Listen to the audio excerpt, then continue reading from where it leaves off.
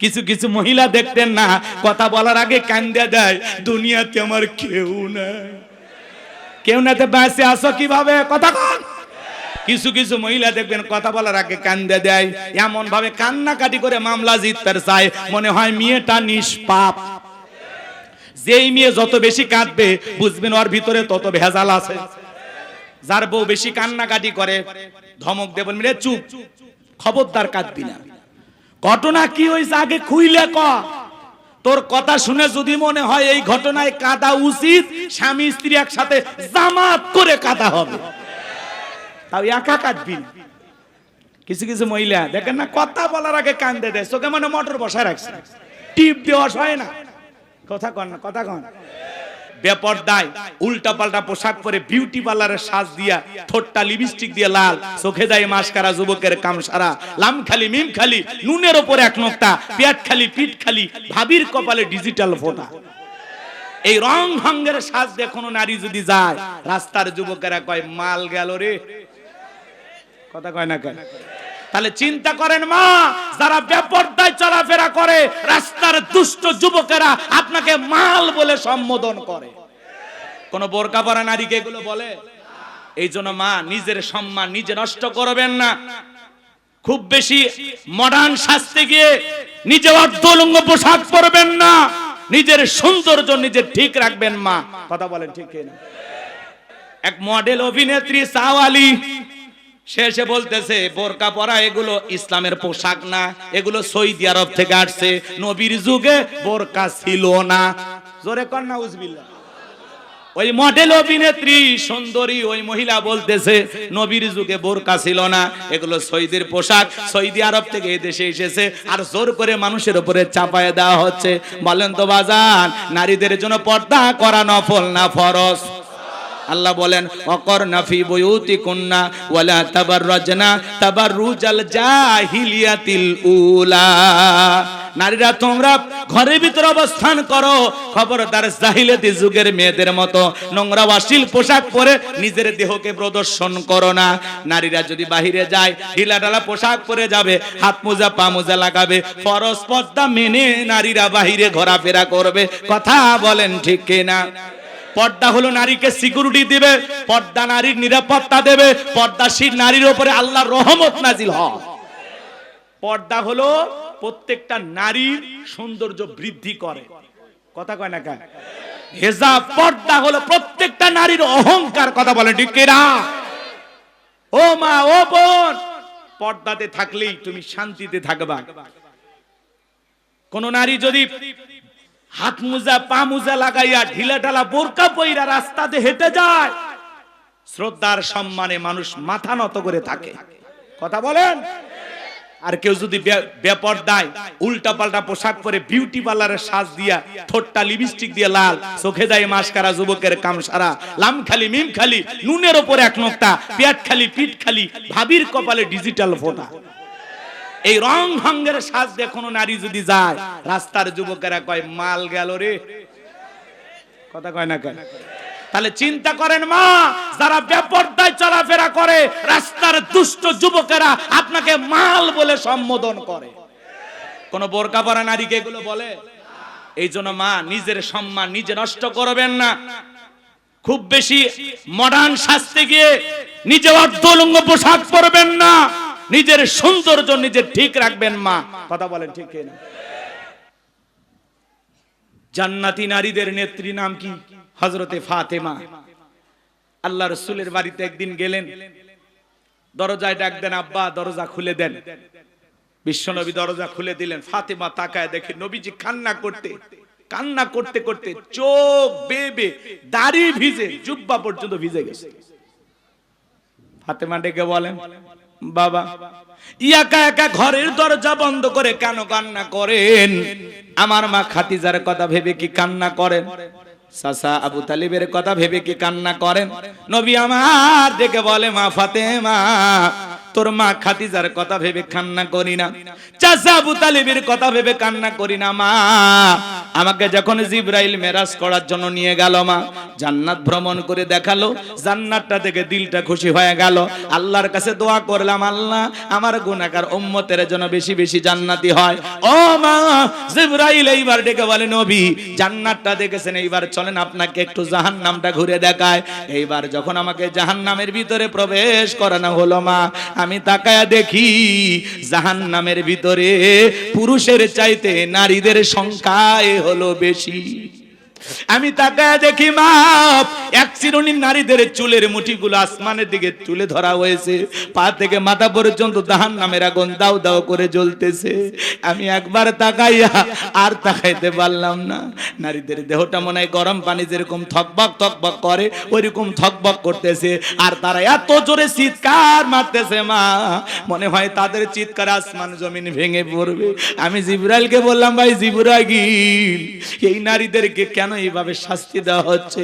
এই নারীদের কি এমন অপরাধ? জিবরাইল ডেকে বলে, নবী গো, এই সমস্ত নারী তো তারাই যারা বেপরদায় চলাফেরা করতো, মাথায় কাপড় দিত না, স্বামীর আনুগত্য করতো না। এই জন্য আল্লাহ রাব্বুল আলামিন এই নারীদেরকে এইভাবে শাস্তি দিতেছেন। জোরে বলেন নাউজুবিল্লাহ। হযরতে ফাতেমা এই কথা শোনার পরে চুরি চুকির পানি ছেড়ে দিয়ে কান্না করেন আর ডেকে বলেন, বাবা এই যদি হয় বেপরদায় চলা নারীর শাস্তি, আজ থেকে আমি ফাতেমা আরো বেশি পর্দার গুরুত্ব বাড়াবো, আরো বেশি পর্দার প্রতি যত্নবান হব। ও গাজীপুরের মা বোনেরা, হযরতে ফাতেমা নবীর মেয়ে হওয়ার পরেও জাহান্নামী নারীদের এই কথা শোনার পরে পর্দার গুরুত্ব বাড়াইতে চাইলো। ও মা, আপনারা তো নবীদের মা, আপনাদের পেট থেকে তো পৃথিবীতে নবী রাসূলদের জন্ম হয়েছে। ও মা, আপনাদের পেট থেকে সাহাবায়ে কেরামের জন্ম হয়েছে, এই পৃথিবীর আল্লাহওয়ালাদের জন্ম হয়েছে, আলেম ওলামার জন্ম হয়েছে। ও মা, তোমার সম্মান মর্যাদা অনেক বেশি মা। ও মা, পায়ে হাত দিয়ে অনুরোধ করে বলে যায়, মা খবরদার খবরদার বেপরদায় চলাফেরা করা যাবে না মা। নিজের দেহটাকে সুন্দর করে ঢেকে রাস্তাঘাটে চলাফেরা করার দরকার আছে না? নয়। যেই মডেল, যেই অভিনেত্রী বলতেছেন বোরকা সৌদি আরবের পোশাক, নবীর যুগে বোরকা ছিল না। আমরা সেই বোনটাকে বলতে চাই, এখনো সময় আছে, তওবা করে ভালো হয়ে যান। আল্লাহর বিধানের বিরুদ্ধে কথা বলে পৃথিবীর জমিনে শান্তি পাবেন না, নিজের নামটা জাহান্নামের ভিতরে লিখে নেবেন। কথা বলেন ঠিক কি না? যারা পর্দা পছন্দ করে না, ফরজ পর্দাকে বৃদ্ধাঙ্গুলি দেখায়, এরা তসলিমা নাসরিনের ছোট বোন। কথা বলে ঠিক কি না? আল্লাহ মা জাতিকে হেদায়েত দান করে। কোন সম্ভ্রান্ত ভদ্র ফ্যামিলির মেয়ে বোরকা ছাড়া বাহিরে যেতে পারে না। কথা বলে না? যার স্বামী ভালো, যার বাবা ভালো, ভাই ভালো, একটা ভদ্র পরিবার, সম্ভ্রান্ত পরিবার, এই ফ্যামিলির কোন মহিলা বেপরদায় যেতে পারে না। কথা বলে? খালি গাড়িটা দামি হলে হবে না, বাড়িটা দামি হলে হবে না, নিজের বউটাকেও দামি পোশাক পরাতে হবে, আর সেই দামি পোশাকের নাম হলো পর্দা। বাইরে যখন বউকে নিয়ে ঘুরতে যাবেন, পর্দা করায় নিয়ে যাবেন। কথা কন নাকি আপনারা? এরপরে বাড়িতে যা ইচ্ছে তাই পরে থাকুক, কোনো সমস্যা নাই, কারণ আপনার জিনিস আপনি দেখবেন। বাহিরের মানুষকে দেখানো যাবে। বউ কি পাবলিসিটি করার জিনিস নাকি পার্সোনাল জিনিস? আমার বউ আমি দেখবো, আমি এলাকার মানুষকে দেখাবো, বন্ধু বান্ধবকে দেখাবো। যারা নিজের বউকে মানুষের সামনে প্রদর্শন করে, মানুষকে দেখা, এদের রুচিতে সমস্যা। হে যুবক, শোনো শোনো, এই পৃথিবীতে যৌবনের পরীক্ষা দিয়েছিলেন আল্লাহর নবী ইউসুফ আলাইহিস সালাম। কি নাম বললাম? ইউসুফ আলাইহিস সালাম যৌবনের পরীক্ষা দিয়েছিলেন। জুলেখা একটা গোপন কক্ষে নিয়ে গেছে, প্রত্যেকটা দরজায় তালা মারা। গোপন কক্ষে নিয়ে যাবারে দিলে বড় জালারে পাঞ্জাবিওয়ালা। হুজুর তো কিছুই বোঝে না, হুজুর সবই বোঝে, নারীর ছলা কলা বোঝে না। এবার কাছে যায় বলে, ইউসুফ রে, তোমার চোখ দুইটা ভারী সুন্দর। ইউসুফ আলাইহিস সালাম ডেকে বলেন, এই চোখ যে আল্লাহ সৃষ্টি করেছেন, সে আল্লাহকে ভয় করো। আল্লাহু আকবার বলেন। একটা গোপন রুমে ইউসুফ আলাইহিস সালাম আর জুলেখা। এখনকার যুবকেরা এরকম চান্স পেলে কি করবে? কথা কন, এরকম চান্স। এখনকার যুবকেরা এতটা নোংরা হয়ে গেছে, বাসের ভিতরে গণধর্ষণ, সিএনজিতে গণধর্ষণ, রেল লাইনে ধর্ষণ, পাট খেতে ধর্ষণ। কথা কয় না কেন? প্রেম করছে এক যুবক, প্রেমিকাকে নিয়ে গেছে দেখা করার জন্য, আর 8-10 জন বন্ধু বান্ধব মিলে প্রেমিকাকে গণধর্ষণ করে, জোরে কর নাউজুবিল্লাহ। এই সমাজে এই অপরাধগুলো কমছে না বাড়ছে? এই বাংলাদেশকে যদি ধর্ষণ মুক্ত করতে চান, তাহলে আল্লাহর কোরআনের আইন দিয়া এই জিনাকারী নারী পুরুষের বিচার করা লাগবে। একজনের যদি আল্লাহর আইন দিয়ে খালি বিচার করা যেত, এই দেশের যুবক ধর্ষণ করা দূরের কথা, নারীর দিকে বাঁকা চোখে তাকানো দূরের কথা, ওই যুবকের স্বপ্ন দোষ বন্ধ হয়ে যেত। কথা বলেন ঠিক কিনা? আল্লাহর বিধান চালু না হওয়া পর্যন্ত ধর্ষণ মুক্ত বাংলাদেশ কেউ করতে পারবে না। ধর্ষণের সর্বোচ্চ শাস্তি কি? মৃত্যুদণ্ড। কথা কয় না? ফাঁসি। কিন্তু আজ পর্যন্ত কয়জন ধর্ষকের ফাঁসি হয়?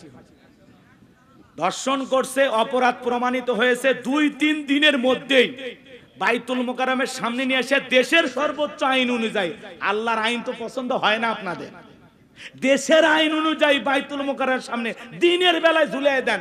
রাত 12টা 1 মিনিটে না, ফাঁসি হবে দুপুর 12টা 1 মিনিটে।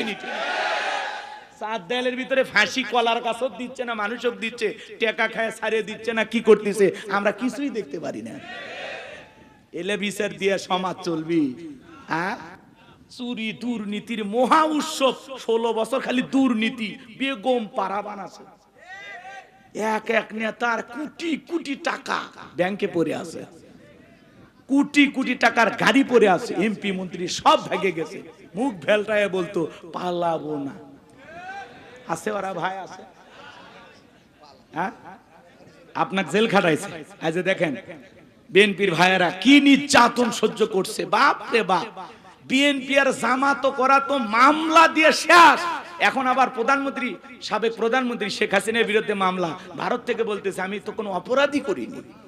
কি নিষ্পাপ এক মহিলার নামে মামলা দিচ্ছে গো, যারা দিচ্ছে এদের উপর তো গজব পড়বে।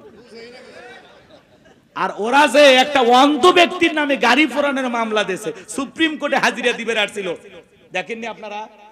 আচ্ছা, অন্ধ মানুষ গাড়ি পোড়াছে? হ্যাঁ, ওই গাড়ি বাড়ি কিছু চেনে? ওই অন্ধ, ওই নিজের বউকে ঠিক মতো চেনে না। কথা কোন ঠিক কিনা? রাগ করেন না, মন খারাপ করবেন না আমার ভাইয়েরা, কষ্ট মনের মধ্যে নেবেন না বাজান। লম্বা করার কোনো সুযোগ নাই যুবক রে। আল্লাহর নবী ইউসুফ আলাইহিস সালামের কাছে জলেখা এবার যায়, নিজের শরীরের কাপড়গুলো ছিঁড়ে ছিঁড়ে দেবতার মুখগুলো ঢাকতেছে। ইউসুফ আলাইহিস সালাম ডেকে বলে, কাপড়ে ঢাকিলে তুমি দেবতার মুখ, কি দিয়া ঢাকিবা তুমি বিধাতার মুখ। এইবার জলেখা কাছে আসে আর ইশারা ইঙ্গিতে কি যেন বুঝাইতে চায়। ইউসুফ আলাইহিস সালামের অন্তরে কার ভয়? আর একটু জোরে বলেন, কার ভয়? ইন্নিয়া খাফুল্লাহ, অন্তরে আল্লাহর ভয়। ইউসুফ আলাইহিস সালাম ডেকে বলে, আল্লাহ, জুলেখার মনের অবস্থা আমি বুঝতে পেরেছি, একমাত্র আপনি ছাড়া আর বাঁচানোর কেউ নাই। আল্লাহ তোমার উপরে তাওয়াক্কুল করে নিজের ইজ্জতকে বাঁচানোর জন্য দৌড় মারার দায়িত্ব আমার, আর আপনার কুদরত থেকে তালা খুলে দেওয়ার দায়িত্ব আপনার। ইউসুফ আলাইহিস সালাম আল্লাহর উপরে তাওয়াক্কুল করে যখন এক দৌড় মেরেছে বাজান, আল্লাহ রাব্বুল আলামিনের কুদরতি ভাবে প্রত্যেকটা দরজার তালা খুলে গেছে। বলুন সুবহানাল্লাহ। এইবার শেষ দরজায় ইউসুফ আলাইহিস সালাম যখন চলে গেছে, জুলেখা পিছন থেকে মারছে থাবা, এক থাবাতে জামা পর্যন্ত ছিঁড়ে গেছে। ইউসুফ আলাইহিস সালাম ডেকে বলে, জামা ছিঁড়ে যায় যাক, ইজ্জত দেওয়া যাবে না। এইবার শেষ দরজা খোলার পরে তাকায় দেখে যেখানে বাঘের ভয় সেখানে রাত হয়। জুলেখার স্বামী আজিজ মিসর দাঁড়ায় আছে। আজিজ মিসরকে দেখা মাত্র জুলেখা নেকা কান্নার অভিনয় শুরু করে দিল। কিছু কিছু মহিলা দেখতেন না, কথা বলার আগে কান্দে দেয়, দুনিয়াতে আমার কেউ নাই। কেউ নাতে বাঁচে আসো কিভাবে? কথা কন। কিছু কিছু মহিলা দেখবেন কথা বলার আগে কান্দে দেয়, এমন ভাবে কান্নাকাটি করে মামলা জিততে চায়, মনে হয় মেয়েটা নিষ্পাপ। যেই মেয়ে যত বেশি কাঁদবে বুঝবেন ওর ভিতরে তত ভেজাল আছে। যার বউ বেশি কান্নাকাটি করে ধমক দেব, মিলে চুপ, খবরদার কাঁদবি না। ঘটনা কি হয়েছে আগে খুইলে ক। তোর কথা শুনে যদি মনে হয় এই ঘটনায় কাঁদা উচিত, স্বামী স্ত্রী একসাথে জামাত করে কাঁদা হবে, তাও একা কাঁদবি। কিছু কিছু মহিলা দেখেন না, কথা বলার আগে কান্দে দেয়, চোখে মানে মোটর বসায় রাখছে, টিপ দেওয়া হয় না। কথা কন না, কথা কন। আর কান্দে কান্দে সব অভিযোগ আপনার মায়ের বিরুদ্ধে, বাবার বিরুদ্ধে, আপনার ভাই বোনের বিরুদ্ধে। কথা কন। আর আপনার ভবিষ্যৎ চিন্তে আপনার বইয়ের মাথার চুল উঠে যাচ্ছে। খালি চিন্তা। তুমি যদি এত মানুষের পিছনে খরচ করো, তুমি যদি এটা করো ওটা করো, আমাদের সন্তান আছে, আমাদের ভবিষ্যৎ আছে, কি হবে? তুমি তোমার মা বাবার পিছনে আর খরচ করো না, তোমার ভাই বোনকে আর টাকা পয়সা দিও না। হ্যাঁ, এইভাবে খরচ করলে তুমি তো নিঃস্ব হয়ে যাবে, ফকির হয়ে যাবে। ভবিষ্যৎ চিন্তাবিদ বাড়ি ঢুকে আমাদের ভবিষ্যৎই নষ্ট হয়ে যাচ্ছে। এ কথা কয় না? এরকম মহিলা নাই? মনে রাখবেন, মা বোন যারা আবার শুনতেছেন, মা মনে রাখবেন, আপনার স্বামী যদি তার মা বাবা ভাই বোনের জন্য খরচ করে, আল্লাহ সম্পদ বৃদ্ধি করে দেবে। এই খরচের মাধ্যমে দুইটা লাভ। এক নাম্বার হলো তার সম্পদ আল্লাহ বৃদ্ধি করে দেবে, দুই নাম্বার আল্লাহ তার হায়াত বৃদ্ধি করে দেবে। তাহলে যে স্ত্রী স্বামীকে খরচ করতে বারণ করে মামা বাবা ভাই বোনের জন্য, তার মানে ওই স্ত্রী চাই স্বামী তাড়াতাড়ি মারা যাক। ভালো স্ত্রী কখনো বলে না তোমার মা বাবার জন্য এটা খরচ করো না। ওই স্ত্রী সবচাইতে উত্তম যে স্ত্রী তার স্বামীকে ডেকে বলে, খবরদার তুমি তোমার মা বাবার সাথে খারাপ ব্যবহার করবা না, কারণ আমি একদিন মা হব। তুমি তোমার মা বাবাকে কষ্ট দিও না, এটা আমি কখনো পছন্দ করি না। কথা কন? ওই রকম স্ত্রী দরকার, যে স্ত্রী তার শাশুড়ির মাথায় জুই নারিকেলের তেল, কিউট নারিকেলের তেল মাখায় দিতেছে, শাশুড়ির জন্য গোসলের পানি রেডি করে দিচ্ছে। কথা বলেন? এরকম বউ দরকার। কি কন? আর উল্টো হয়ে গেছে, শাশুড়ি বেটার বইয়ের মাথার তেল দিয়ে দিচ্ছে। ভালো দেওয়া ভালো, মিলেমিশে থাকা ভালো, এটা মানলাম, কিন্তু উল্টো বলে আম্মা আমার শরীরটা একটু খারাপ, গোসলের পানি আপনি রেডি করে দেন। আছে না নাই? নিজের ছেলের বইয়ের পরনের পোশাক শাশুড়ি ধুয়ে দিচ্ছে। হওয়া উচিত কি আর হচ্ছে কি সমাজে? কথা কন? মানে শাশুড়িকে চাকরানির মতো ব্যবহার করে। এ কথা কন নাকি আপনারা? আপনাদের এলাকায় ওরকম নাই, কারণ আপনাদের বইয়েরা সব জান্নাত থেকে পালিয়ে আসছে, এরা ভালো মানুষ। বাপ রে বাপ, এগুলো ভারতে ঘটতেছে, এই দেশে এখনো শুরু হয়নি। কষ্ট পাচ্ছেন মনে হয় আপনারা। আমার ভাইয়েরা, জুলেখা এবার নাকা কান্নার অভিনয় করে ডেকে বলে, স্বামী ইউসুফকে ছেলের মতো দেখতাম, আজকে সুযোগ পা আমার ইজ্জতের দিকে হাত বাড়াইছে, আর একটু দেরি হয়ে গেলে আমার সর্বনাশ হয়ে যেত। মিথ্যা ধর্ষণের অপবাদ দিয়া, মিথ্যা ধর্ষণের আসামি বানাইয়া, এক নয় দুই নয়, ইউসুফ আলাইহিস সালামকে 9.5 বছর জেলখানায় বন্দি রেখেছিল জুলেখা। আজও আলেমদেরকে ধর্ষণের আসামি বানায়া জেলখানায় বন্দি করবে যারা, ওরা হলো ডিজিটাল জুলেখা। ভালো করে বোঝার চেষ্টা করবেন বাজান। এই জন্য যুবক, তোমাদের পায়ে হাত দিয়ে অনুরোধ করে বলে যায়, নারীর ছলনা বড় মারাত্মক, নারীদের চক্রান্ত ষড়যন্ত্র বড় কঠিন। মনে রাখবা, নারীদের চক্রান্ত এত মজবুত, এত কঠিন, মাঝে মাঝে শয়তান ওদের কাছে ফেল মারে। নারীদের চক্রান্ত ষড়যন্ত্র বড় মারাত্মক। এরা ছেলেদের ভালোবাসে না, এরা ছেলেদের মন নিয়ে ব্যবসা বাণিজ্য করে। এ কথা কন না কে? পুরুষ নারীর ভালোবাসার কাঙ্গাল, কিন্তু ওই নারী আপনাকে ভালোবাসে না, আপনাকে ঘৃণার চোখে দেখে, ও অন্য পুরুষের কাছে ভালোবাসা খোঁজে। কথা বলে না কেন? এরকম মহিলা আছে না নাই? আজকে এই সমাজে সবচাইতে বড় সমস্যা যেই জিনিসটা আমাদের করে ফেলেছে, সেটা হলো এই মোবাইল। কথা বলে না কেন? এই মোবাইলের কারণে মানুষের সময় নষ্ট হচ্ছে, মানুষের জীবনের মূল্যবান সময় মোবাইলের পিছনে নষ্ট হচ্ছে। ইউটিউব ইন্টারনেট ঘাটাঘাটি করে, ইমো মেসেঞ্জারে সেটিং করে। কথা বলেন? এই মোবাইলের ওজন কম, কিন্তু মোবাইলের মাধ্যমে পাপের ওজনটা অনেক বেশি। একা একা রুমের ভিতরে দাঁড়ায়া যুবক কি সুন্দর ভিডিও দেখতেছে। কথা কয় নাকি? তাহলে এই মোবাইল যুব সমাজকে নষ্ট করছে। কথা বলে ঠিক কি না? দেশে মোবাইল আইছে, চিঠি বন্ধ হইয়াছে, দিওয়ানা বানাইছে, পোলা মাইয়ার মনের কথা ভাসে বাতাসে। ও দেখো পোলা ফানের মন বাদা ফেসবুকে এখন, মোবাইলে চ্যাটিং কইরা কাটায় সারাক্ষণ। এই মোবাইল পাইয়া দেখো মদনের মাইয়া, এই মোবাইল পাইয়া দেখো রমজানের মাইয়া, কি কাণ্ড ঘটাইছে, স্বামী সন্তান রাইখা নাকি পালাইয়া গেছে, স্বামী সংসার রাইখা নাকি পলাইয়া গেছে। 2 বাচ্চার মা, 4 বাচ্চার মা পরকীয়া প্রেম করে আরেকটা ছেলের হাত ধরে পালিয়ে যায়। যে নারী স্বামী রেখে সন্তান রেখে আর একটা পরপুরুষের হাত ধরে পালিয়ে যায়, ওটা নারী না, ওটা নারী জাতির কলঙ্ক, পাশানি, ডাইনি, ছলনাময়ী। কেমনে পারলা মা? ও মা, তুমি কেমনে পারলা স্বামী রাইকা সন্তান রাইকা আর একটা পুরুষের হাত ধরতে? কেমনে পারো? এই কথা আপনাদের এলাকায় জীবনে এই ঘটনা ঘটেনি? অবাক হয়ে যাবেন। ভাগিনে মামির সাথে উধাও, শাসিক না ভাতিজের খবর নাই, ভাবিক না দেবর উধাও। কে ধরনের ঘটনা ঘটতেছে না? এর মূল সমস্যা হলো বেপরদায় চলাফেরা। মামি দেখতে কেমন, ভাগ্নের দেখা শেষ। শাসি দেখতে কেমন, ভাতিদের দেখা শেষ। এই জন্য এই সমস্যাগুলো সমাজে সৃষ্টি হচ্ছে। এই জন্য বাজান বেপরদায় চলাফেরা করা, নারীদেরকে কন্ট্রোল করতে হবে। রাগ করেন, সব দোষ কি নারীর, পুরুষের দোষ নাই? আমরা কি ফেরেশতা নাকি? এই যুবক, তোমাকে বলছি, তোমার স্ত্রীর সাথে যদি কেউ পরকীয়া প্রেম করে মেনে নেবা? তোমার মায়ের সাথে, তোমার বোনের সাথে কথা বলে না কেন?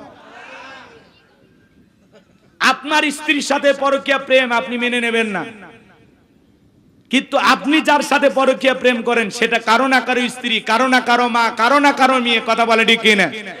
এজন্য যুবক, তোমাদের পায়ে হাত দিয়ে অনুরোধ করে বলে যায়, বিবাহের আগে কোন ধরনের অবৈধ প্রেম ভালোবাসা করা যাবে, জায়েজ নাই, হারাম। কথা কয় না কেন? কত মহিলা আছে গরিব অসহায়, বিয়ে দিতে পারে না, যাও বিয়ে করো, আল্লাহ খুশি হবে। অন্যের বইয়ের দিকে নজর দাও কেন? কথা কন না কেন? কত স্বামী পরিত্যক্তা নারী আছে, বিধবা অসহায়, 2-3টা বাচ্চা নিয়ে জীবনই চলে না, যা বেটা বিয়ে কর, আল্লাহ খুশি হবে। ও তুমি ওই জায়গায় যাবা না, তুমি আলগা খোঁজো, শয়তান। আল্লাহ হেদায়েত দান করুক, জোরে কোন আমিন। শুনতে খারাপ লাগে। ও গোলাম রব্বানী হুজুর কইলে দোষ, নিজে যেগুলো আকাম বদকাম করে বেড়াচ্ছেন হিসাব করতেছেন না। কেউ না দেখলে একজন দেখেন, তিনি কে? যুবক শোনো, কার হাত ধরে পার্কে ঘুরতেছো? মা বাবার চোখকে ফাঁকি দিতে পারবা, আল্লাহর কুদরতি চোখকে ফাঁকি দেওয়া যাবে? রাত 2টার দিকে কার জানালায় যা ডাক দিয়া সারা রাত গল্প করেছো? অনেক চাচা ভাবতেছে যাক সব যুবকদের হচ্ছে, আমরা বেঁচে গেলাম। চাচা, আপনার এরকম বয়স ছিল যখন 22 বছর 25 বছর ছিল, ওই যে যমুনা নদীর যায় সোয়েলা নৌকা চড়ে ওই যে চরের ভিতরে কাশফুলের ওই সাইডে কার হাত ধরে ঘুরেছেন? সেই দিনের লেখাও ফেরেশতারা লিখে রাখছে, ভুলে গেছে। আল্লাহ হেদায়েত দান করেন। যদি গুনাহ করে থাকেন আল্লাহর কাছে মাফ চান। কথা কয় না কেন? আল্লাহ আমাদের হেদায়েত দান করেন, জোরে বলেন আমিন। এই পরকের অভিশাপে পুরো বাংলাদেশে আগুন জ্বলতেছে। কথা বলেন, রাগ করতেছেন নাকি? আর একটা সমস্যা কি বলবো? ওদেশে টিকটক আসিয়া সব গেল ভাসিয়া। টিকটক বোঝেন না? ছোট ছোট বাচ্চারা টিকটক ভিডিও বানায়। মহিলা নুডলস রান্না করতেছে, তাও টিকটক। হ্যালো বন্ধুরা, দেখেন কিভাবে নুডলস রান্না করতে হয়। প্রথমে সয়াবিনের তেলের পরে তেজপাতা, তারপরে আমার গালতে একটা থাপ্পড় মেরে ছুঁয়ে দেবেন।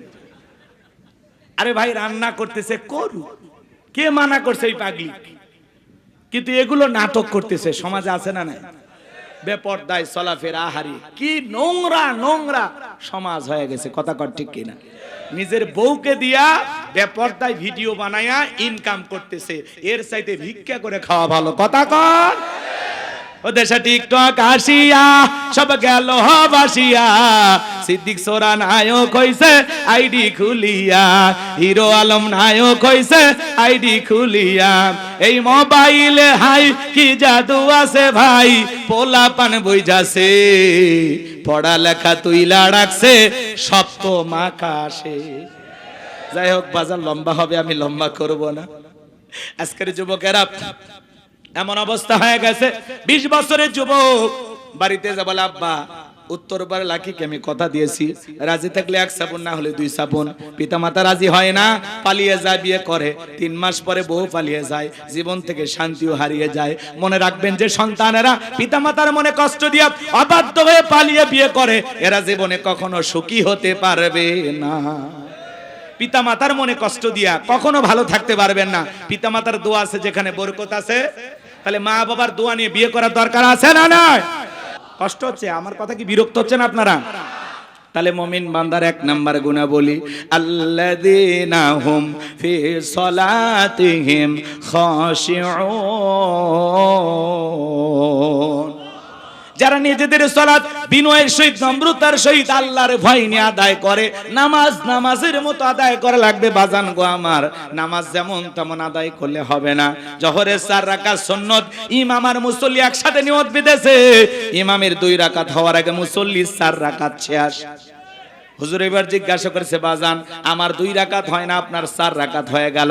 বলে হুজুর আপনাদের চর্চা কম। এক মুরব্বী চাচা এত তাড়াহুড়া করে ওযু করছে বাজান, এক ঠ্যাং না ধুয়ে মসজিদে ঢুকছে। তাই সালাম মসজিদ পিছলাকায়, চাচা একদিক লঙ্গি একদিক, তাও বলে আল্লাহু আকবার। মানুষ বলে চাচা আগে লঙ্গি ঠিক করেন, কয় না আগে জামাত ধরি। এরকম লোক আছে না নাই? নামাজের ব্যাপারে তাড়াহুড়ো করে, 2 রাকাত নামাজ 2 মিনিটে শেষ। 4G 5G গতির নামাজি আছে না নাই? বিশেষ করে যখন রমাদান আসে, এই রমজান মাসে যখন তারাবির নামাজ পড়ে 20 রাকাত 16 মিনিটেই শেষ।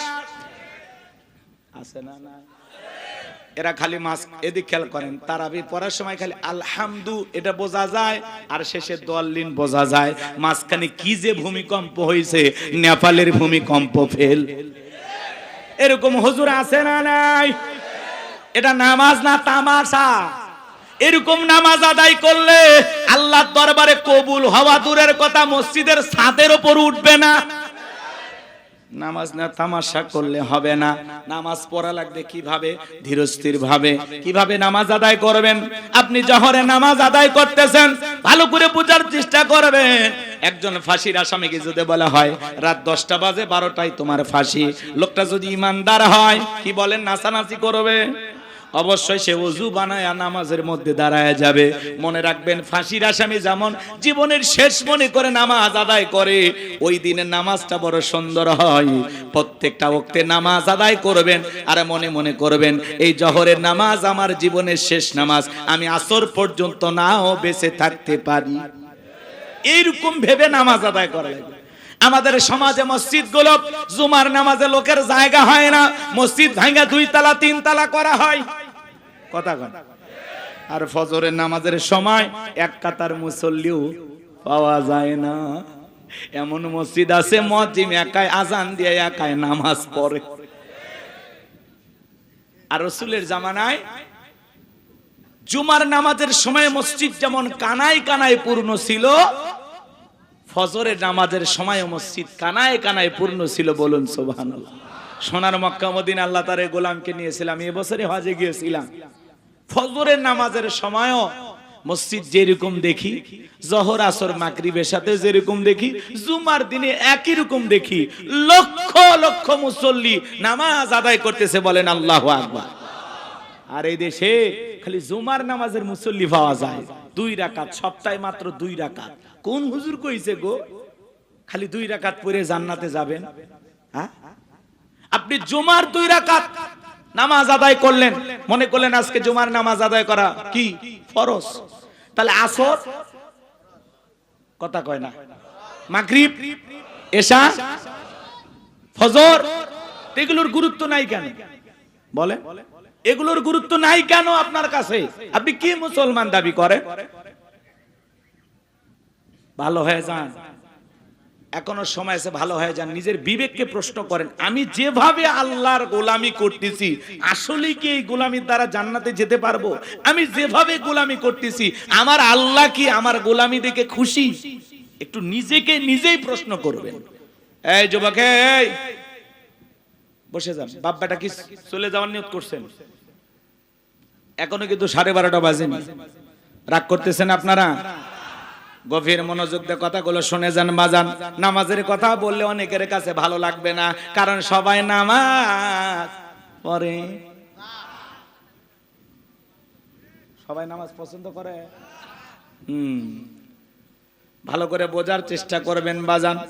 এমন ভাবে নামাজ আদায় করবেন প্রত্যেকটা ওয়াক্তে, মনে রাখবেন নামাজের মতো যদি নামাজ আদায় করতে পারেন, আপনার জীবনের সালাতগুলো যদি আল্লাহর দরবারে কবুল হয়, তাহলে রুকুর মতো রুকু করা লাগবে একটু সময় নিয়ে।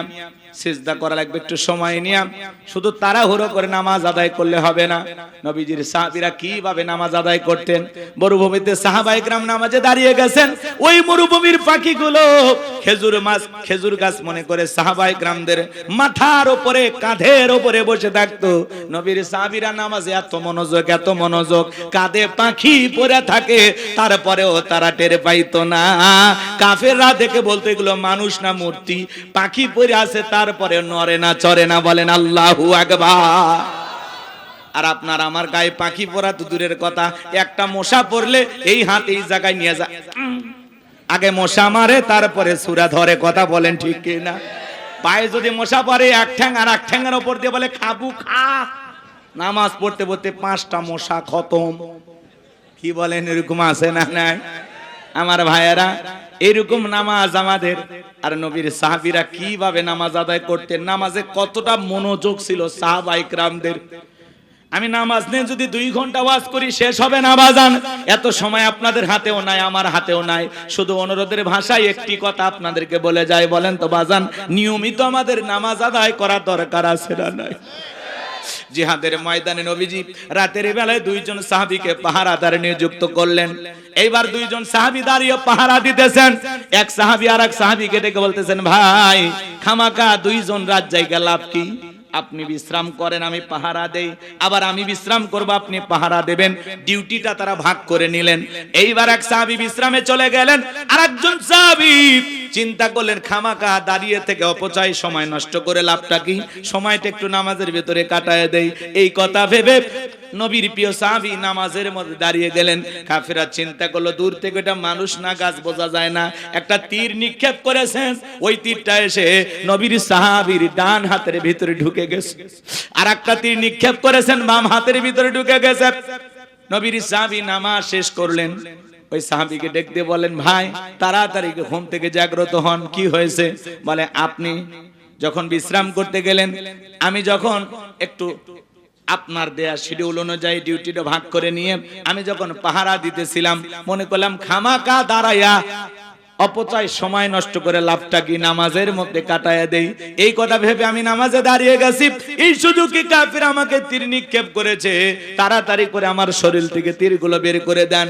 আমি আপনার কাছে একটা কথা বলতে চাই ভাই, আজকে আমি নামাজের মধ্যে এত মজা পাচ্ছিলাম, আমি যদি রাসূলুল্লাহর পাহারাদার না হইতাম, সাহাবায়ে কেরামদের যদি পাহারাদার না হইতাম, আজকে নামাজের ভিতরে আমার এত মজা লাগতেছিল, নামাজ পড়তে এত ভালো লাগতেছিল।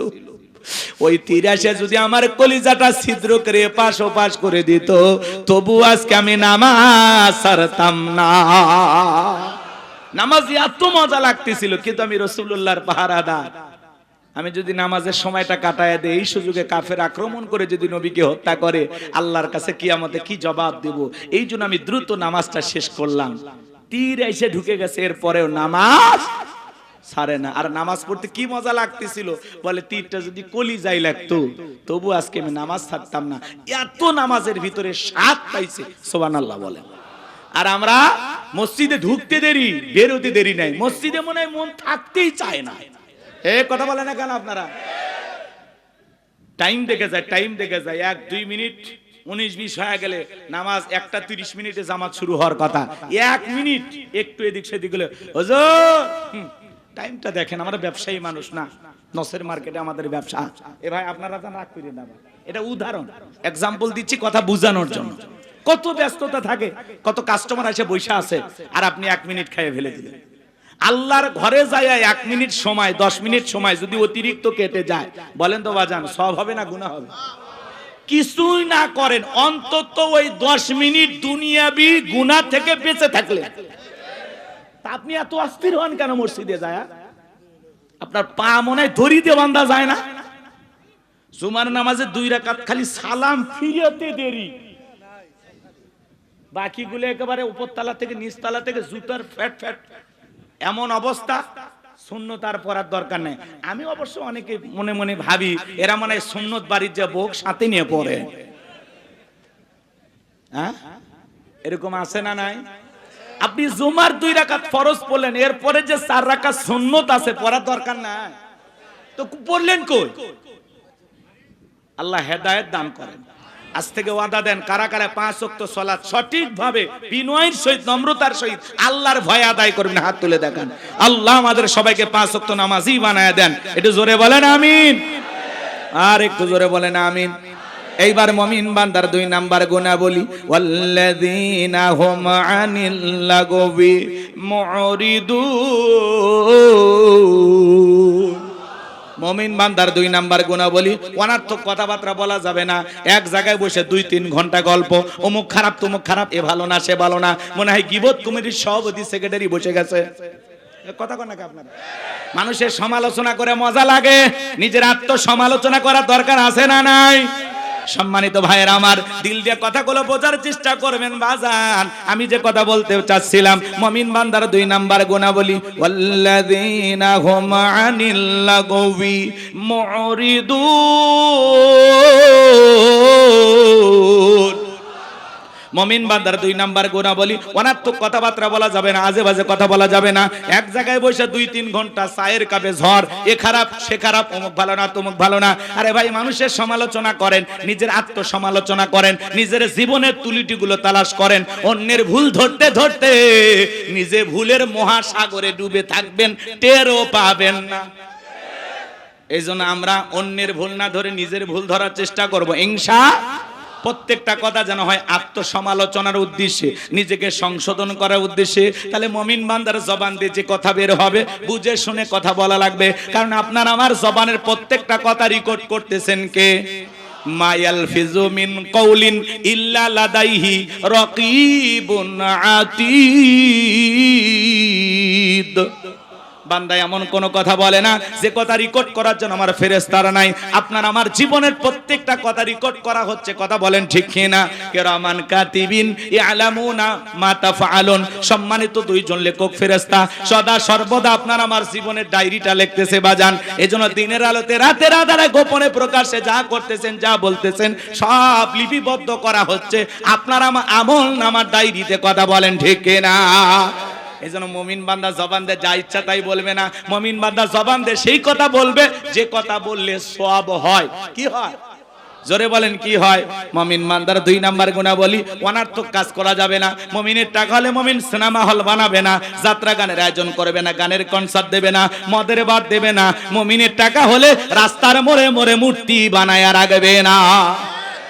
বিগত সরকারে যারা ক্ষমতায় ছিল, 1টা 2টা নয়, রাস্তার মোড়ে মোড়ে 4.5 কোটি টাকার ভাস্কর্য বানাইছিল। 4.5 কোটি টাকা। কত টাকা চিন্তা করেন? হ্যাঁ, ভাস্কর্য বানায় লাভটা কি হলো? 5 আগস্টে মানুষ আহারে ওনার বাবার সেই ভাস্কর্য ভাঙ্গিয়া কেউ মাথার উপর উঠে পেশাব করছে, কে হাতুড়ি দিয়ে বাড়ি মারছে, কেউ বা পানিতে চুবায়া চুবায়া জুতা মারছে। এতে ওনার বাবার সম্মান কমছে না বাড়ছে? আর যদি ওই টাকা দিয়ে উনি মসজিদ বানাইতো, মাদ্রাসা বানাইতো, এদেশের গরিব দুঃখী মানুষের জন্য খরচ করত, ওই টাকা দিয়ে যদি ভালো কিছু করত, ওনার বাবা কবরে শুয়ে থেকে সব পেত। এজন্য মুসলমানের টাকা হলে মুসলমান কখনো ভাস্কর্য মূর্তি বানাইতে পারে না, কথা বলেন ঠিক কিনা? মুসলমানের টাকা হলে মুসলমান কি করবে? মসজিদ বানাবে, মাদ্রাসা বানাবে, ঈদগাহ মাঠ বানাবে, কবরস্থান বানাবে, কথা বলেন। এই যে আয়ুব আলী মোল্লা ভাই, তারা এত কষ্ট করে একটা দ্বীনি প্রতিষ্ঠান দাঁড় করাইছেন। সাইফুল ভাই সহ অনেকে অক্লান্ত পরিশ্রম করে যে একটা সুন্দর মাদ্রাসা তৈরি করেছেন, কার খুশির জন্য? জোরে বলেন। এই জন্য বাজান, টাকা দিলে, সম্পদ দিলে ভালো কাজে ব্যয় করা লাগবে, অপচয় নষ্ট করা যাবে না। মুমিনের টাকা হলে মুমিন ভালো ভালো কাজে ব্যয় করবে, কথা বলেন। রাস্তার মোড়ে মোড়ে লেখা রাখেন সুবহানাল্লাহ, আলহামদুলিল্লাহ, আল্লাহু আকবার, লা ইলাহা ইল্লাল্লাহ। যত মানুষের চোখ পড়বে রবের তাসবিহ পাঠ করবে, যে লিখে রাখবে তার আমল নামায়ও সব যাবে, যে তিলাওয়াত করবে তার আমল নামাতেও সব লেখা হবে। পারবো তো ইনশাআল্লাহ? যুবক যারা আছো, রাস্তার মোড়ে মোড়ে, বিদ্যুতের খুঁটিতে খুঁটিতে, বিভিন্ন জায়গায় এগুলো লিখে রাখবা। আল্লাহ আমাদের বুঝ দান করেন, জোরে বলেন আমিন। মুমিন বান্দার 2 নাম্বার গুণাবলী, অনার্থক জিনিস কান দিয়ে শ্রবণ করা যাবে না। এই কানে ইয়ারফোন লাগায় গান শোনা যাবে না। রূপবানে না আছে কমর দোলাইয়া, আল্লাহর ফেরেশতারা কবর নিয়ে পিটাবে ঝোলাইয়া ঝোলাইয়া। সিরাজগঞ্জের এক যুবক কানের ভিতর ইয়ারফোন লাগাইয়া রেল লাইনে রেল লাইনের উপর দিয়ে হাঁটে যাইতেছে, ট্রেন এসে ধাক্কা মেরে 3 টুকরা করে ধুয়ে গেছে। মরার পরেও কানের ভিতর ইয়ারফোন লাগানি ছিল। কয়েকদিন আগে দেখলাম একটা ছেলে টিকটক করতেছে, ট্রেনের আগে যায়, বোঝেন নাই, ট্রেন আসতেছে, ও আগে যায়, 2 পকেটে হাত দিয়ে হেঁটে যাচ্ছে সুপারস্টার সাকিব খানের মতো। এমন ভাব নিয়ে যখন হেঁটে যাচ্ছে, ট্রেন এসে ধাক্কা মেরে উল্টে ধুয়ে গেছে। পরে দেখলাম এই যে প্যান্ট চেনেন না আপনারা, জিন্সের প্যান্ট পরছে, ওই জায়গায় মনে করেন পিছনের কাপড় ছিঁড়ে আর কি দেখা যাচ্ছে আর বলবো না। কি হলো তোর টিকটক করা ভাই? রেল লাইনের সামনে যায়, ট্রেন আসতেছে, দাঁড়াইয়া টিকটক করতেছে, ট্রেন এসে ধাক্কা মেরে ফেলা দিয়ে গেছে, প্যান্ট ছিঁড়ে পিছনের জিনিস দেখা যাচ্ছে। কথা কোন ঠিক কিনা? এরকম পাগল ছাগল আছে না নাই? রেল লাইনে যায়া কানের ভিতর ইয়ারফোন লাগায়া পায়ে এরকম করতেছে আর গান শুনতেছে, ট্রেন আসতেছে, টের পাইতেছে না, কানের ভিতরে খালি তুম তুম তুম আওয়াজ। ও ট্রেনের শব্দ আর শোনেনি, ট্রেন এসে বলতেছে ঠিক আছে থাকেন, ও একেবারে ফিসে থুয়ে চলে যায়। কথা কোন ঠিক কিনা? তাহলে যুবক, এই কান আল্লাহ গান শোনার জন্য দেয় নাই, হক্কানে উলামায়ে কেরামদের বয়ান শুনতে হবে, ইসলামী সঙ্গীত শুনতে হবে, কোরআন তেলাওয়াত শ্রবণ করতে হবে। এই কান দিয়ে ভালো ভালো কথা শ্রবণ করা দরকার আছে না না? তাহলে মুমিন বান্দার 2 নাম্বার গুনাহ বলি, জবান দিয়ে সে কথা বলবো যে কথা বললে সব হয়, সমাজে সেই কাজ চালু করব যেই কাজ চালু করলে সব হয়। এই কান দিয়ে সেই জিনিসগুলো শ্রবণ করব যেগুলো শুনলে সব হয়। এক কথায় সব আছে যেখানে, সব আছে যেখানে, গুনাহ আছে যেখানে। আল্লাহ পাক আমাদের সবাইকে গুনাহ মুক্ত জিন্দেগি দান করেন, জোরে বলেন আমিন। শোনেন, সহজ কথা, মন্দ কথা বলবো না, মন্দ কাজ করব না, মন্দ কিছু শুনবো না ইনশাআল্লাহ। এইবার মুমিন বান্দার 3 নাম্বার গুনাহ বলি। আল্লাহ রাব্বুল আলামিন জানিয়ে দিলেন, ওয়াল্লাযীনা হুম লিয-যাকাতি ফাঈলুন। মুমিন বান্দার 3 নাম্বার গুনাহ বলি, আল্লাহ রাব্বুল আলামিন জানিয়ে দিলেন, মুমিন বান্দাকে আল্লাহ যদি নিসাব পরিমাণে সম্পদের মালিক বানায় দেয়, মুমিন বান্দাকে আল্লাহ যদি ধনী বানায় দেয়, মুমিন বান্দা সক্রিয়ভাবে হিসাব করে করে বছরে যাকাত দেবে কার ভয়ে? যাকাত দেওয়া ধনীদের জন্য নফল না ফরজ। নামাজ আদায় করা যেমনি ফরজ, যাকাত দেওয়া তেমনি ফরজ। যাকাত হলো আর্থিক ইবাদত। আল্লাহু আকবার। এ ভাই বসেন বসেন, আর কয়েকটা মিনিট, আমি খুব দ্রুত গতিতে শেষ করে দেবো ইনশাআল্লাহ। 7টা গুনাহ বলি, একটু শুনে যান বাজান, আমল করার নিয়তে একটু বসেন। এত দূর থেকে কষ্ট করে আসলাম, যদি না শোনেন খারাপ লাগবে না? একটু বসেন, 10-15 মিনিটের মধ্যে আমি ছেড়ে দেবো ইনশাআল্লাহ। এই যুবক, ভাইয়া ভাইয়া, ও ভাইয়া ভাই বসেন। আমি তো জানি এখানে যারা আছে অধিকাংশ আমাদের মহাব্বতের মানুষ, বিভিন্ন এলাকা থেকে আপনারা আসছেন, তাই না? একটু মহাব্বত করে আসছেন, আমারে ফেলায় চলে যাবেন? হ্যাঁ, আমি জানি আপনাদের ব্যস্ততা আছে, কর্মজীবন আছে, বেশি রাত পর্যন্ত কথা শোনা আপনাদের জন্য কষ্ট। প্রোগ্রামটা 12টায় শেষ হলে আপনাদের জন্য ভালো হইতো, তাই না ভাই? এই জন্য বুঝতে পেরেছি, কয়েকটা মিনিট দেন, আমি আলোচনাটা শেষ করে যাই খুব দ্রুত গতিতে। মনোযোগ দিয়ে কথাগুলো শুনে যান বাজান, এদিক খেয়াল করেন। যুবক, 4 নাম্বার গুনাহ বলে এসে গেছে না? এই যে 3, এরপরই তো 4, তোমাদেরই ওয়াজ হবে ইনশাআল্লাহ। একটা তাকবীর দেন, লিল্লাহি তাকবীর। তাহলে মুমিন বান্দার 3 নাম্বার গুনাহ বলি, ওয়াল্লাযীনা হুম লিয-যাকাতি ফাঈলুন।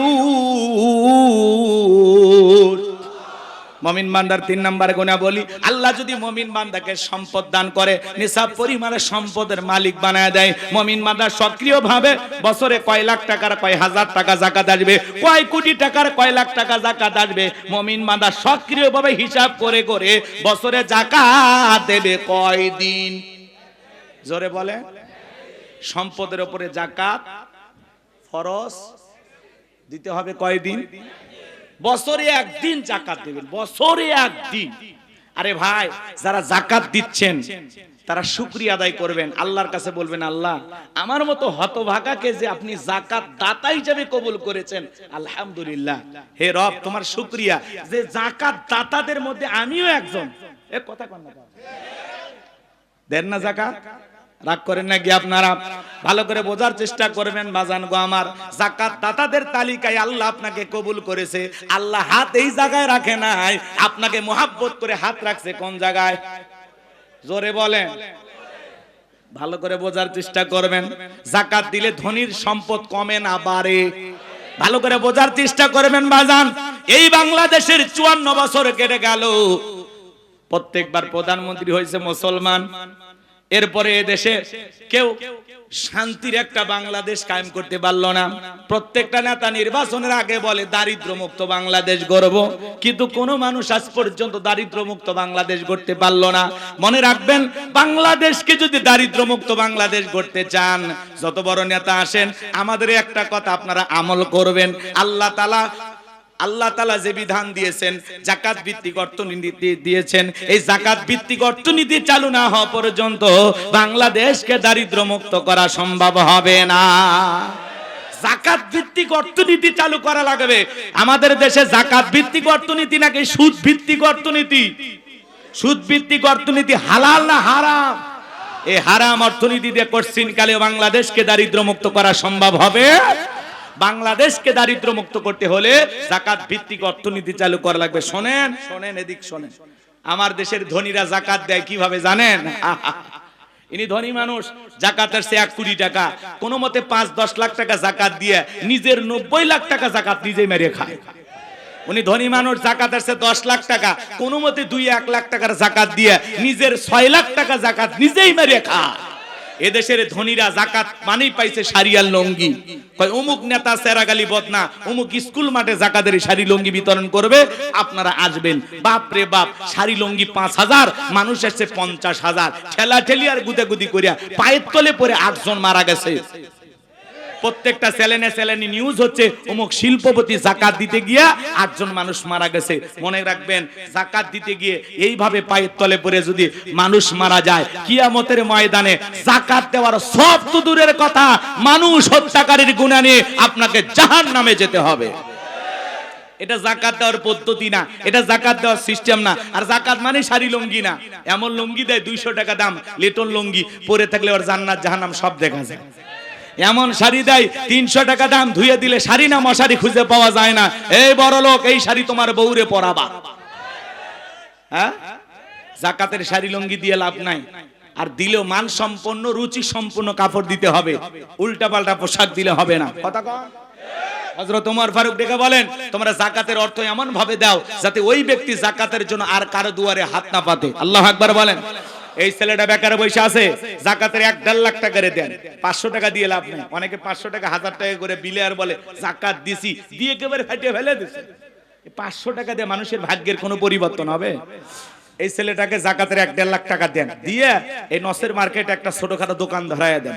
আল্লাহ চাইলে 5-7 বছর ব্যবসা বাণিজ্য করিয়া ভবিষ্যতে এই ছেলে নিজেও যাকাত দিতে পারে। এই ছেলেটা বেকার বসে আছে, পরে যাকাতের 1.5 লাখ টাকা দিয়ে একটা অটো ভ্যান রিক্সা কিনে দেন, আর একটা কর্মস্থানের ব্যবস্থা হলো, দৈনিক 500-700 টাকা ইনকাম করবে। ওই ছেলেটা আর বেকার থাকলো। একটা বিধবা অসহায় নারী আসছে, শাড়ি দিয়ে কি লাভ? সেলাই মেশিন কিনে দেন, 2টা ছাগলের বাচ্চা কিনে দেন, 2টা গাভী গরু কিনে দেন, এগুলো লালন পালন করে ভাগ্যের চাকা ঘোরাবে। কথা বলেন ঠিক কিনা? যাকাতের অর্থ দিয়া যাতে মানুষের কর্মস্থানের ব্যবস্থা হয়, সেই টাকা সেইভাবে ব্যয় করা লাগবে। কথা বলেন ঠিক কিনা? কিন্তু এই দিক খেয়াল করেন, সুদ ভিত্তিক অর্থনীতি দিয়ে সমাজে শান্তি আসবে না। শান্তি আনতে হলে যাকাত ভিত্তিক অর্থনীতি চালু করা লাগবে, রাষ্ট্রীয়ভাবে যাকাত আদায় করা লাগবে। আজকে বাংলাদেশে এত মন্ত্রণালয় আছে, একটা যাকাত মন্ত্রণালয় চালু করতে হবে। আর এই যাকাত মন্ত্রণালয়ের দায়িত্ব এই দেশের বিজ্ঞ ইসলামিক স্কলার, দ্বীনের দায়ী আলেমদের কাঁধে দেওয়া লাগবে। ওই গুমসোর, বিকাশের টাকা চোর, লুটপাটকারী ওদেরকে দিলে হবে না, ওরা দেশের টাকা বিদেশে পাচার করবে। দেওয়া লাগবে কাদের কাছে? আলেমদের কাছে। আলেমেরা কি করবে? সমস্ত ধনীদের তালিকা করবে। শোনেন, উনি ধনী মানুষ, যাকাত দেবে না মানে? আপনি বলেন তো, আপনার ব্যাংকে কত টাকা? বালিশের নিচে কত? খাটের নিচে কত? গোপন সিন্ধিকে কত? বইয়ের অ্যাকাউন্টে কত? আপনার যাকাত আসছে 2,75,72,500 টাকা। ধনী যাকাত দেবে না, যাকাত আদায় করা হবে। ভাই এরকম হাত এরকম এরকম করি, আপনি রাগ করেন না তো? ভাইবেন না যে আপনারই করছি, সবাই করছি, সবাই রাগ করতেছেন নাকি আপনারা? হ্যাঁ, এবার আবার এই পাশে আমাদের প্রধান অতিথি বসে আছেন সাজ্জাদুর রহমান ভাই, আপনি আবার রাগ করেন না যে হুজুর আমারই মনে দেখাইতেছে, এরকম না।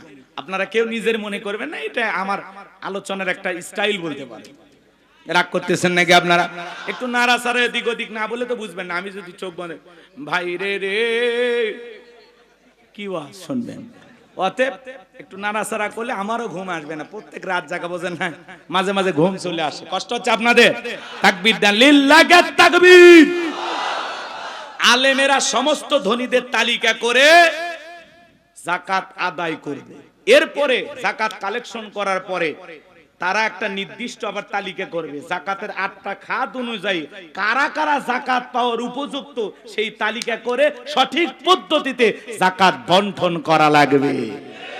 এই দেশে জরিপ করে আমরা দেখেছি, যদি 10 বছর, এখন জরিপ করা হয়েছে মাত্র 7 বছর হলেও এইভাবে যাকাত কালেকশন করে আর সঠিক পদ্ধতিতে যেই ব্যক্তি যাকাত পাওয়ার উপযুক্ত তাদের কাছে যদি যাকাতের অর্থ পৌঁছে দিতে পারি, 7 থেকে 10 বছরের মধ্যে বাংলাদেশে যাকাত খাওয়ার মতো একজন গরিব খুঁজে পাওয়া যাবে না। বলেন আল্লাহু আকবার। এজন্য ধনী যাকাত দিতে চায় না, যাকাত আদায় করা লাগবে। একটা ছোট্ট ঘটনা 2 মিনিটে বলি। আল্লাহর নবী মুসা আলাইহিস সালামের নাম আপনারা শুনেছেন, বলবো। মুসা আলাইহিস সালাম কারুনের কাছে যা বলে, কারণ তোরে যাকাত দেওয়া লাগবে। কারণ ডেকে বলে আমি যাকাত দিতে পারবো না। আল্লাহর নবী মুসা আলাইহিস সালাম রাগান্বিত হয়ে বলে, কারণ রে যাকাত না দিলে যাকাত আদায় করা হবে। মুসা নবী রাগ কম না বেশি? যে নবী রেগে গেলে মাথা টুপি ভেদ করে চুল খাড়া হয়, বলেন আল্লাহু আকবার। আরেকটু জোরে বলেন আল্লাহু আকবার। নবী মুসা রাগান্বিত চেহারা দেখে কারুন ডেকে বলে, মুসা রাগ করার দরকার নাই, কত টাকা দিতে হবে বলো। এইবার বাজান গো আমার, গভীর মনোযোগ দিয়ে কথাগুলো শুনবেন। মুসা আলাইহিস সালাম ডেকে বলে, শতকরা 2.5% টাকা দেওয়া লাগবে। বলে ঠিক আছে আপনি যান, আমি একটু হিসাব নিকাশ করে দেখি, পরে আপনাকে জানাবো। এইবার মুসা আলাইহিস সালাম চলে গেলেন। এইবার কারণ হিসাব নিকাশে বসে গেল। এই কারণকে আল্লাহ এত সম্পদ দিয়েছিল, 70টা উট লাগতো চাবি বহন করতে। চাবি যদি এত হয় তালা কত, আর তালা যদি এত হয় সিন্ধুকে মাল কত, ছোট মাথায় ধরবে না। এইবার কারণ হিসাব নিকাশ করে দেখে কয়েক হাজার কর্মচারী দিয়া সারা দিন সারা রাত যদি যাকাতের টাকা দেওয়া হয়, এরপরে টাকা শেষ হবে না। বলেন আল্লাহু আকবার। এমনি তো কৃপণ, পায়ে স্যান্ডেল দেয় না ক্ষয় যাবে বলে, গায়ে জামা পরে না ছিঁড়ে যাবে বলে, সেই কৃপণ কি এত টাকা যাকাত দিতে পারে? সে একটা গভীর ষড়যন্ত্র করলো। এলাকা একটা 2 নাম্বার মহিলা ছিল, নাম হলো সবদা। এই সবদা নামের পতিতার কাছে যা বলে, সবদা রে তোরে 2 বস্তা টাকা দেব, বিনিময়ে আমার একটা কাজ করে দিতে হবে।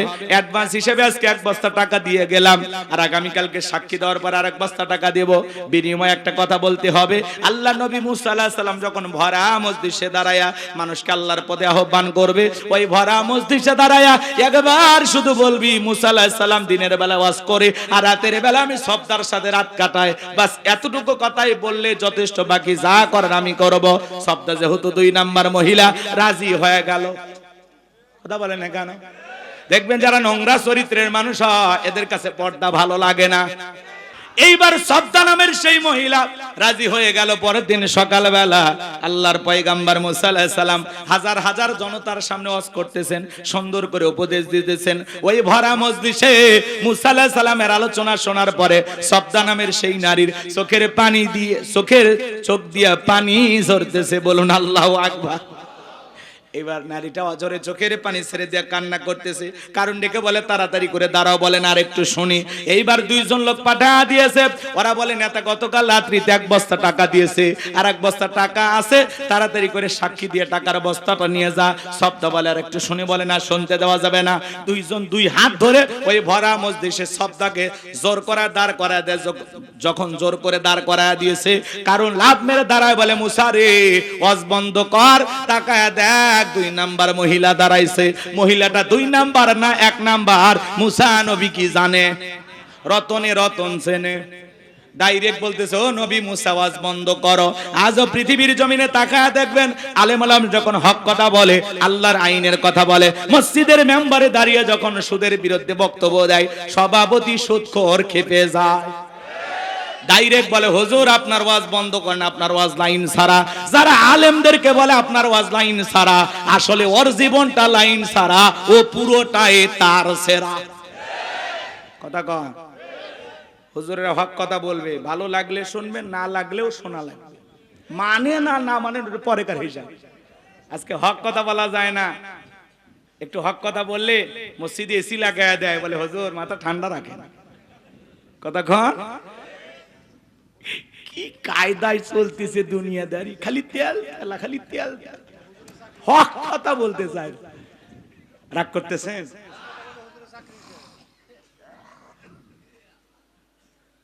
অনেক রাত হবে, কষ্ট আপনাদেরকে দেব না বাজান।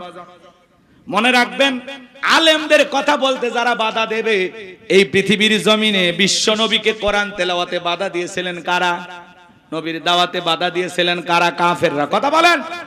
তারা স্লোগান দিয়েছিল, ওয়াকালাল্লাযীনা কাফারু লা তাসমাউ লিহাযাল কুরআনি ওয়ালগাউ ফিহি লাআল্লাকুম তাগলিবুন। কাফেররা বলল কোরআন শ্রবণ করো না। যেখানে মুহাম্মদ কোরআনের আলোচনা করে, কোরআন তেলাওয়াত করে, ওই জায়গায় হট্টগোল সৃষ্টি করো, তালি বাজাও, শীষ দাও, লাফালাফি করো, ঢোল পিটাপিটি করো, যে অবস্থায় পারো মুহাম্মাদের কোরআন তেলাওয়াত বন্ধ করো। বলেন তো বাজান, ওরা কি বন্ধ করতে পেরেছিল? ওরা মনে করে কোরআন বন্ধ করলে বিজয় লাভ করতে পারবো, ওরা তো বন্ধ করতে পারে নাই। আজও বাংলার জমিনে দেখবেন এমনও মানুষ আছে, যাত্রা হলে কোনো সমস্যা নাই, গান বাজনা সমস্যা নাই, বাণিজ্য মেলার নামে রাত 12টার পরে নর্তকীর গায়ে একটা সুতার কাপড় থাকে না, ওখানে 144 জারি করা হয় না। এই দেশে যারা তাফসিরুল কোরআন মাহফিলে, ওয়াজ মাহফিলে 144 জারি করে আলেমদের কথা বলতে বাধা দেয়, আমার বিশ্বাস ওদের জন্ম মুসলমানের ঘরে হতে পারে না। মুসলমান কোরআনের পক্ষে থাকবে, কোরআনের বিরোধিতা করতে পারে না। লম্বা হবে বাজান, লম্বা করব না।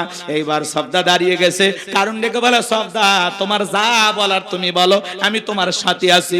সবদা বলতেছে, কারণ বৈশা পারো, আমি যেহেতু দাঁড়িয়েছি বলার জন্য আমাকেই বলতে দাও। এইবার সবদা বলতেছে, জনগণ শোনো দিয়া মন, আমি জীবনে কোনোদিন মুসা নবীকে দেখি নাই, আজকে মুসা নবীকে দেখার পরে আমার পাষাণ হৃদয় গইলা গেছে। আমি সিদ্ধান্ত নিয়েছি আর খারাপ কাজ করব না, অশ্লীল কাজ করব না, আমি তওবা করে ঈমান গ্রহণ করব। আলেমদের শুনে বেনামাজি নামাজি হয়ে যায়, সুদখোর ঘুষখোর ভালো হয়ে যায়, বেপরদায় চলা মা বোনেরা পর্দা করে, দাড়ি কাটা যুবকটা দাড়ি রাখে।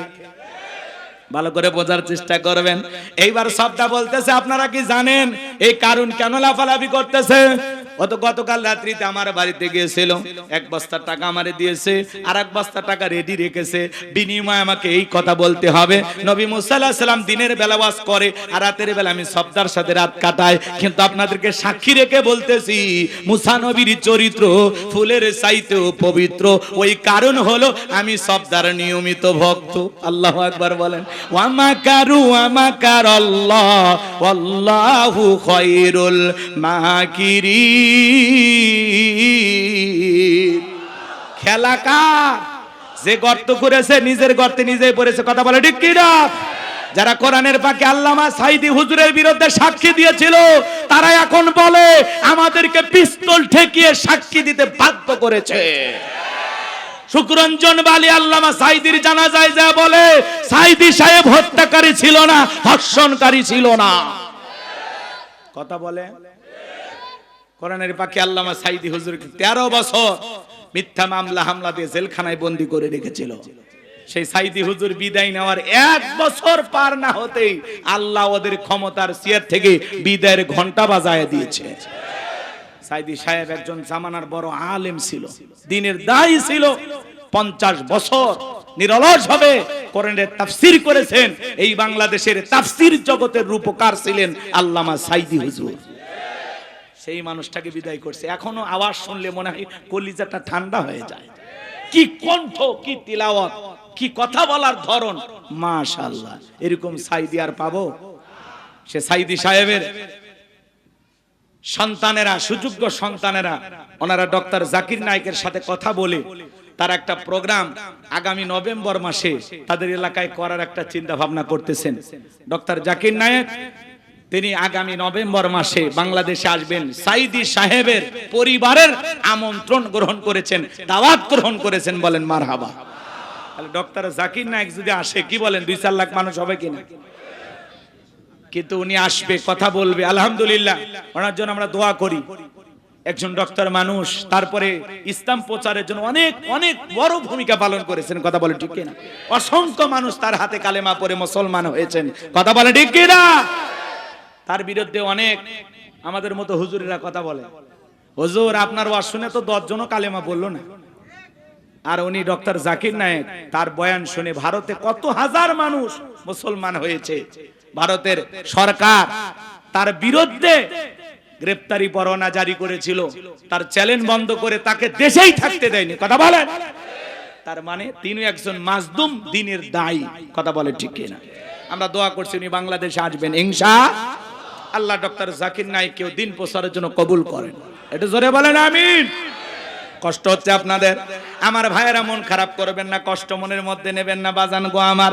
এইবার যখন গোপন তথ্য ফাঁস হয়ে গেল, নবী মুসা আলাইহিস সালাম ডেকে বলে, আল্লাহ চাইতে গেছিলাম যাকাত, আর আমার বিরুদ্ধে এত বড় মিথ্যা অপবাদ মেনে নেওয়া যায় না। আল্লাহ আপনি জমিনকে অর্ডার দেন, জমিন যেন কারণে ধন সম্পদ সহ কারণকে গ্রাস করে ফেলে। আল্লাহ দোয়া মঞ্জুর করলেন, এইবার কারণে ধন সম্পদ সহ জমিনের ভিতরে হাঁটু পর্যন্ত চলে গেছে। ও বলে ব্যাপার না, উঠতে পারবো। এইবার যখন মাজা পর্যন্ত চলে গেছে, কোমর পর্যন্ত চলে গেছে, ও বলে দেহে শক্তি আছে, উঠতে পারবো, ব্যাপার না। এইবার যখন জমিনের ভিতরে গলা পর্যন্ত চলে গেছে বাজার, কারণ ডেকে বলে, ও নবী মুসা, ধন সম্পদ যা আছে সব তোমার আর তোমার আল্লাহর, তুমি নিয়ে যাও, জানটা একটু ভিক্ষা দাও। মুসা আলাইহিস সালাম ডেকে বলে, আল্লাহুস সামাদ, আমার আল্লাহ অমুকপেক্ষী, আমার আল্লাহ কারো কাছ থেকে কিছু চায় না, আমার আল্লাহ শুধু দিয়েই যায়। তবে তোর ধন সম্পদ নিয়ে বেশি বাড়াবাড়ি ছিল, কারণ রে মরার আগে শুনে যা, তোর ধন সম্পদ সহ জমিনের ভিতরে চলে যাবি, আর পৃথিবীর ইতিহাসে তোর মতো যারা সম্পদ জমা রাখবে, আল্লাহ রাস্তায় খরচ করবে না, যাকাত দেবে না, কঠিন কিয়ামতের ময়দানে তুই কারুনের কাতারে দাঁড় করায়া আল্লাহ তাদেরও বিচার করবে। সূরা তাওবার ভিতরে আল্লাহ স্পষ্ট বলেছেন, যারা স্বর্ণ রূপা টাকা পয়সা জমা রাখে, আল্লাহ রাস্তায় খরচ করতে চায় না, তাদের জন্য কঠিন আযাবের সুসংবাদ। এজন্য বাজান, ধনী যাকাত দিলে সম্পদ কমে না বাড়ে। প্রত্যেক বছর হিসাব করে করে যাকাত দেবেন তো ইনশাআল্লাহ। প্রত্যেক বছরে হিসাব করে করে আল্লাহর কোন কোন বান্দা যাকাত দিতে রাজি, দুই হাত তুলে আল্লাহকে দেখান।